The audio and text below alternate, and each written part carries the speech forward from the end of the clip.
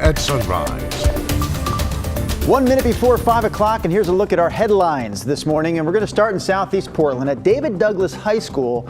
A student there was robbed on the way to school yesterday morning. So here's the deal. Two men rolled up next to the student in a car. They asked for money.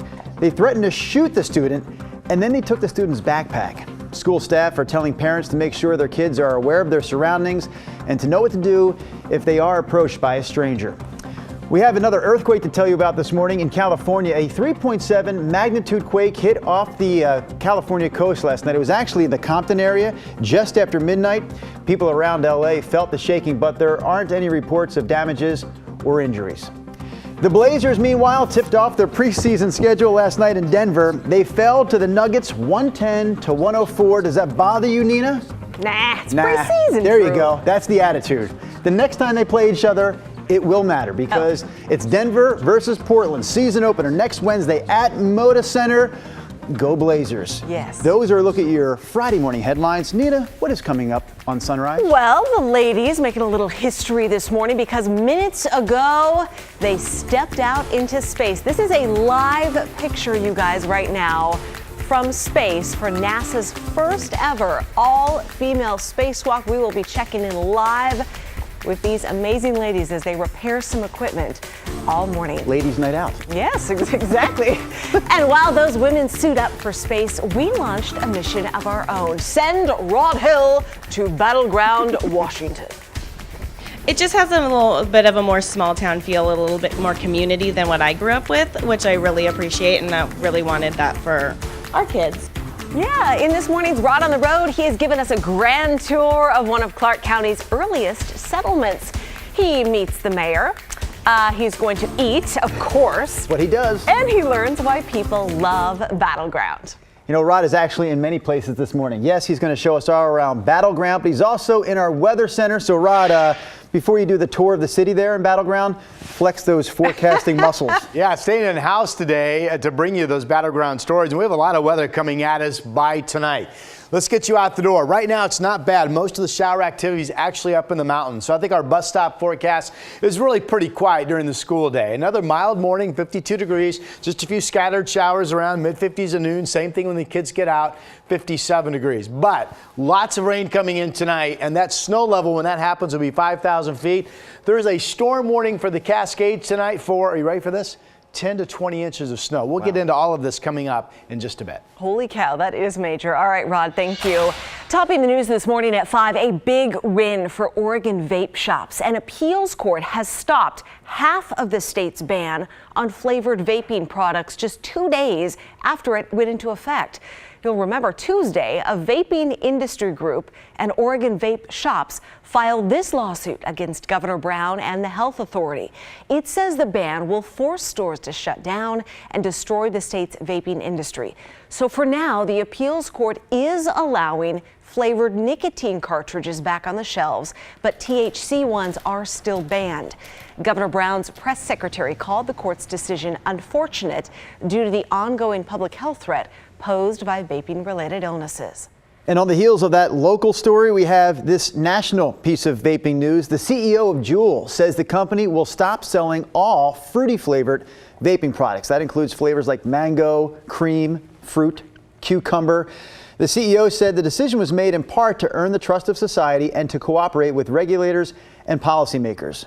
Juul is the #1 selling e-cigarette brand in the U.S. and is widely used by teens. The measles risk is back. The Multnomah County Health Department saying someone who was at the Portland airport this past weekend has now been diagnosed with the virus.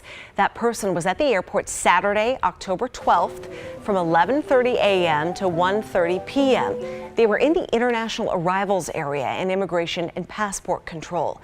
Anyone who was in those areas and has not been vaccinated for the measles should contact their doctor.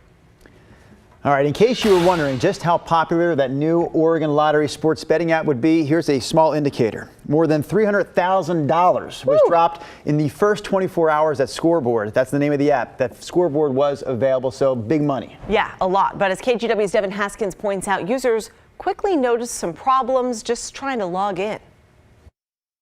After weeks of delay, the big day finally came. The Oregon Lottery launched their own sports betting app, called it Scoreboard. Yay! Except it was more like boo, as users quickly noticed it didn't exactly work as planned. The Oregon Lottery described their first night like Black Friday at Best Buy. And if they meant the long lines waiting to get inside, only to be met with this message, something wrong, contact our support, because that's what happened to a lot of users. Online, they showed their frustration with the app's slow response or lack of ability to sign up. Joe writes, I think they should have done more testing on the app. It's not working, and he can't get past registration. Jason Sukanik, a radio host for 1080 The Fan, said the app wasn't working for those in his office, jokingly tweeting he had basketball and Korean volleyball begging to take his money. Now, I was able to download the app. I did have an issue with the email login, but it worked moments later. The geofencing option actually did work. I tried to place a bet for my home in Vancouver, and it said invalid geolocation. So I turned off location services. It wouldn't even let me open the app. Now, the Oregon Lottery acknowledged there were issues, and in a tweet said, with so many folks logging on to the registration page, performance bogged down. You don't say. And today, things were looking better. One user writing last night, it doesn't work. And then again this morning saying, it works. Back to you. All right, here's a little warning. This is the second of 3 consecutive stories about money leaving people's pockets. Fred Meyer is now charging customers to get cash back with your purchases. It was once free. Now it comes with a fee. So Kroger, the company that owns Fred Meyer, rolled out this cash back fee in other cities this summer. You'll pay at least 50 cents now to get cash back at the register, and you're going to be charged more if you're withdrawing more than $100. The upside, if you want to call it that, is that customers can take out more money than they were able to before at the register. And here is something else that could impact your wallet. A new tax could raise the price of your scotch. Starting today, the U.S. is adding a 25% tariff to all single malt whiskey that comes out of Europe. At Botanist Bar in Portland's Pearl District, bartender Robbie Wilson is worried about how much he may have to raise prices on drinks that include that scotch. Our margins are much smaller than, say, a liquor company.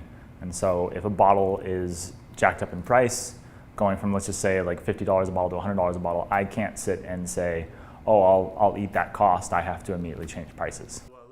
Industry insiders are also worried the European Union could slap retaliatory tariffs on Oregon alcohol exports.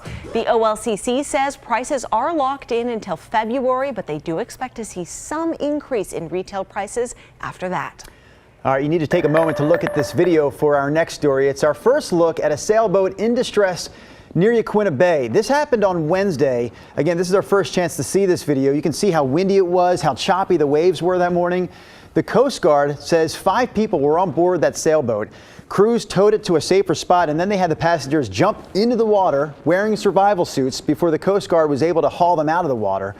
There is a happy ending here. Everyone that was on board that boat did manage to make it out safely. Yeah, that rescue happened Wednesday, but it hasn't gotten much calmer. This is a look at the windy conditions out of the coast yesterday.